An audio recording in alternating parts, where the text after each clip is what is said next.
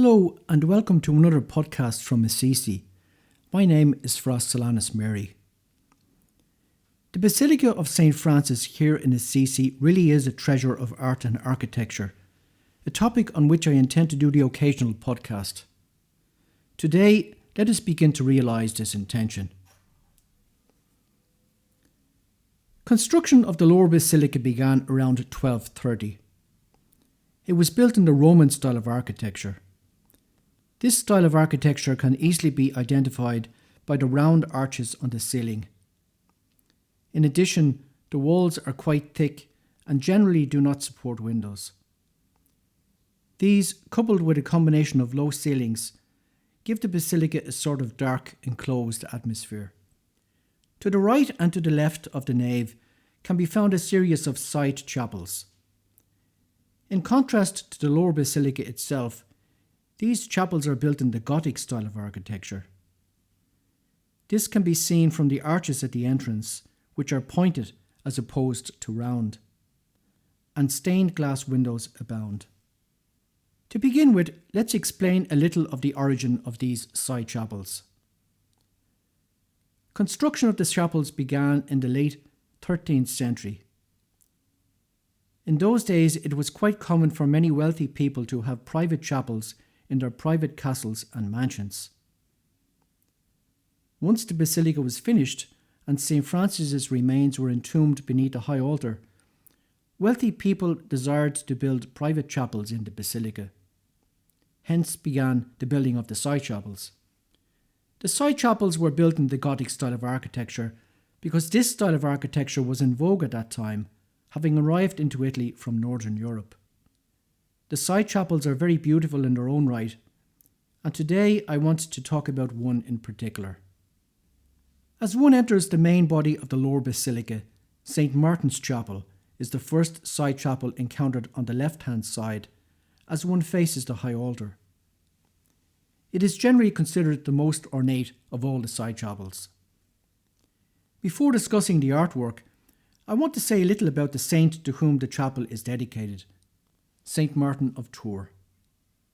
St. Martin lived in the 4th century, some 800 years or so before St. Francis.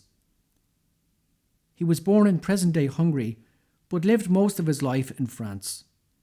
Following the footsteps of his father, he became a soldier in the Roman army. He was attracted to the Christian faith from an early age. Not long after receiving baptism, he was released from the army, and he departed for Poitiers in France to seek out its famous bishop, St. Hilary. Under this holy bishop, Martin lived out a holy monastic life. Martin eventually went on to become the Bishop of Tours in France.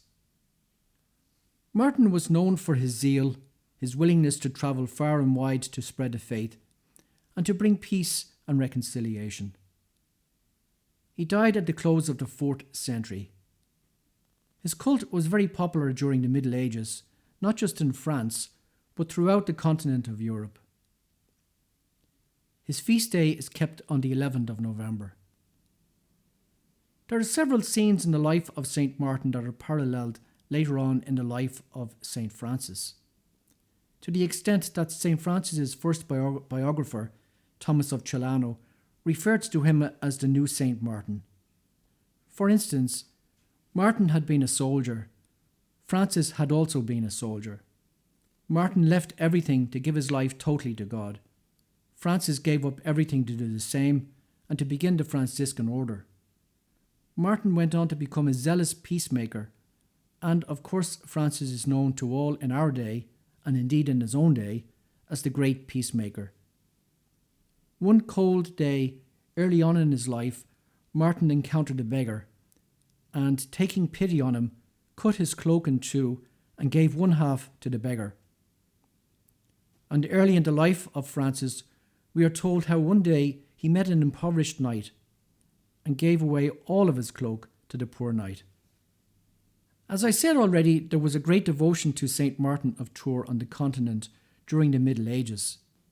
Indeed, traditions relating to him have even seeped into the everyday culture. Let me give you some examples. After his death, St. Martin's cloak, the part that he kept, was placed in a reliquary. In those days, reliquaries were made in the form of a small church. The word for cloak is cappa, and a piece of a cloak is cappella. The faithful wanted to venerate the cappella, hence the origin of our word for a small church, cappella, or in the English language, chapel.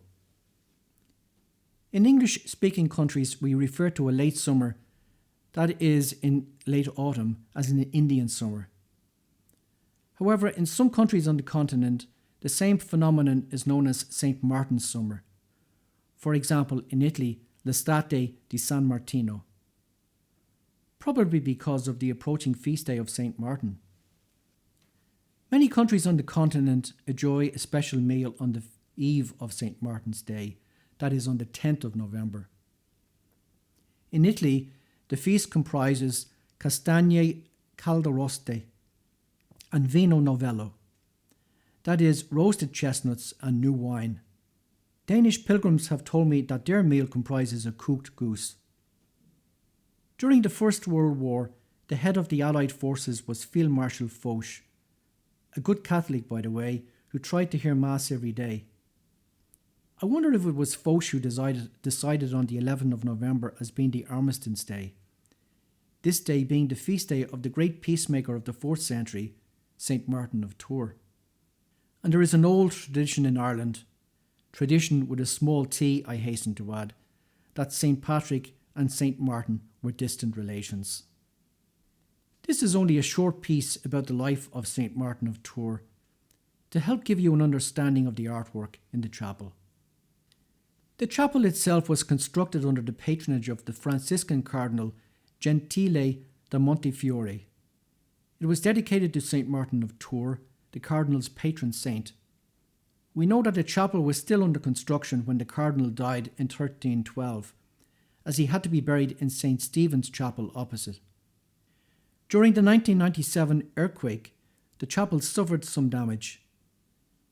Major restoration work has been carried out in recent years, with the work finishing in 2021.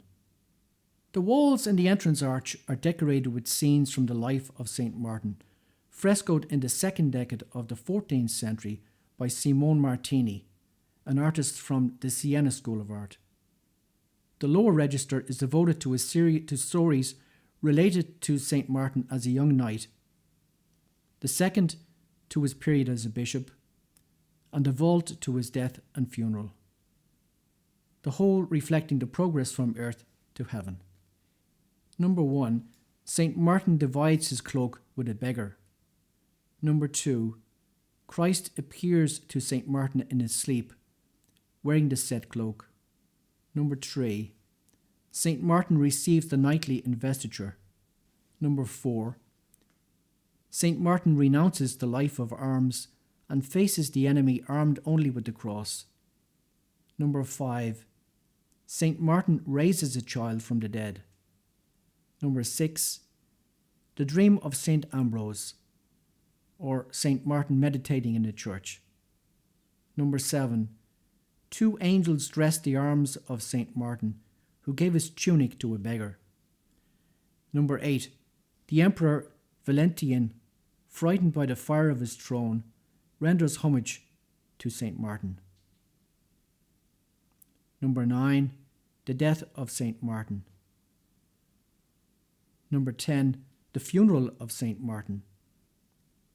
And finally, number 11, Cardinal Gentile da Partino da Montefiore, patron of the chapel, kneels in front of St. Martin. The entrance arch shows 8 full-length figures of saints. Number 1, St. Clare of Assisi.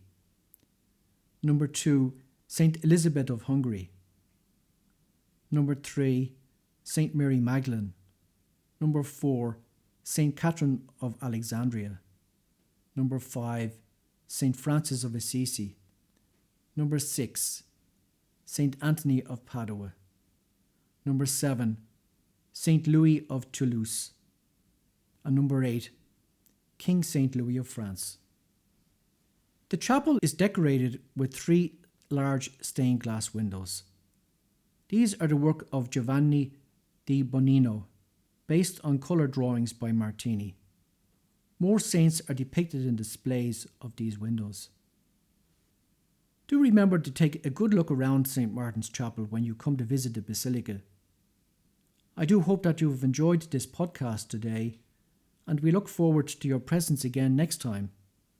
Until then, this is Fra Solanus Mary saying thank you for listening, and God bless.